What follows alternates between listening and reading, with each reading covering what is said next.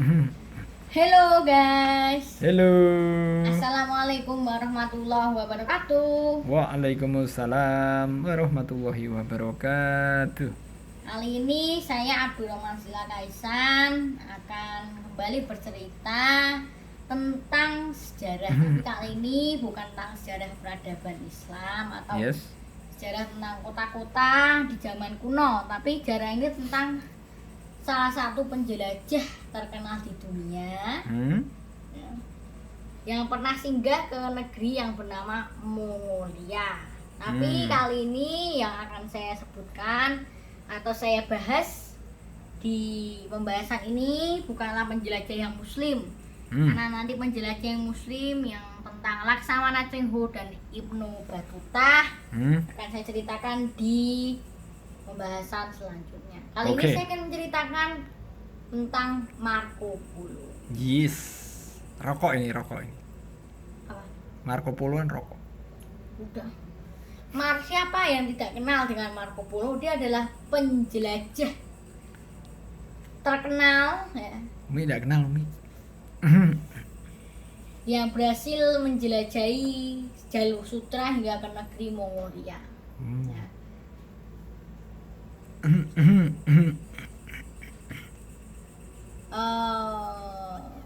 Marco Polo ini lahir tahun 1254 ya. Dia bersama ayahnya yakni Niccolo dan pamannya Maffeo melakukan perjalanan dari Venezia hingga ke Mongolia yang saat itu dikuasai oleh cucu dari Genghis Khan, yakni Kubilai Khan yang saat itu memerintah dinasti Yuan di Tiongkok ya, atau yang sering kita sebut dengan negeri tirai bambu.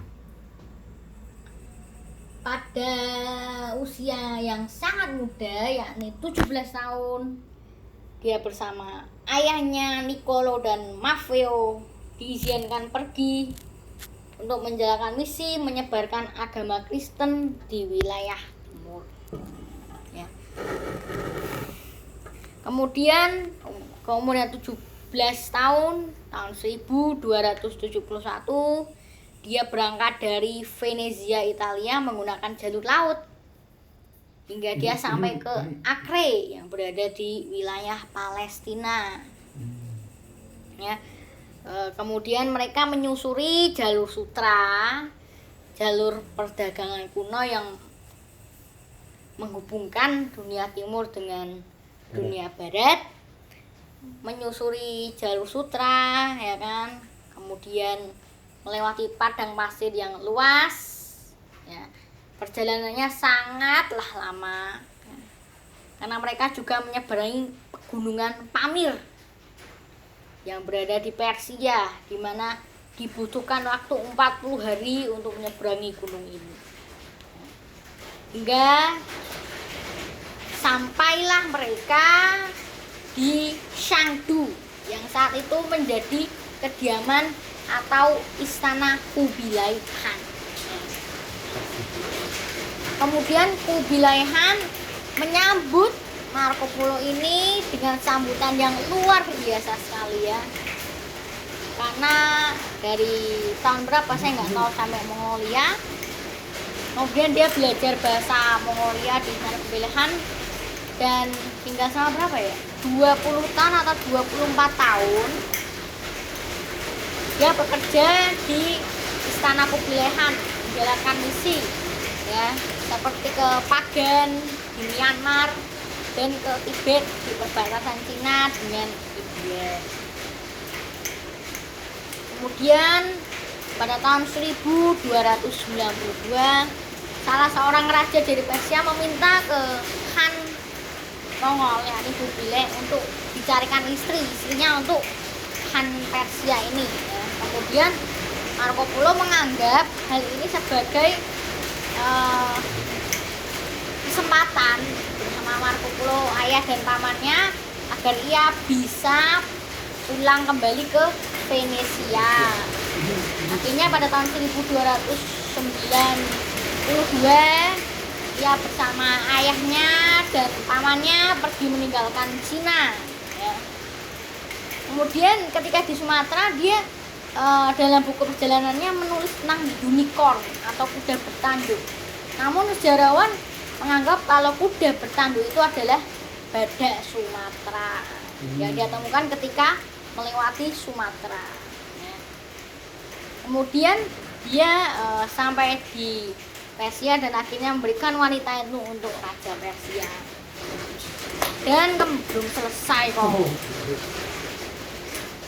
Dan kembali ke Venezia, ya kan? Pada tahun 1295, ya. Pada tahun 1295, dia sampai ke Venezia, namun sangat disayangkan sekali pada saat Marco Polo pulang ke Venezia, kota kelahirannya, terjadi peperangan antara Venezia dan Genoa untuk merebutkan dominasi dagang di Laut Mediterania. Ya. Dalam pertempuran yang disebut pertempuran Kurzola, ya, dia kemudian ditawan dan menulis buku yang berjudul The Travels of Marco Polo yang memberikan pandangan barat terhadap timur. Tidak hanya itu, pulang ke Venezia, Marco Polo membawa hal-hal yang tidak ditemukan di barat, seperti rempah-rempah, kain sutra, wol, bubuk mesiu, dan juga tembikar atau alat-alat lainnya yang dibuat di timur yang jarang sekali dijumpai di wilayah barat. Sekian cerita dari saya tentang Marco Polo ini, ya. Ya, sebenarnya banyak sekali penjelajah-penjelajah di antara Marco Polo. Namun dia yang paling terkenal di abad pertengahan, di mana dia menulis bukunya The Travels of Marco Polo atau Perjalanan Marco Polo. Ada juga penjelajah Muslim, yakni Laksamana Cheng Ho dan Ibnu Battuta, tapi akan kita bahas pada saat. Baiklah.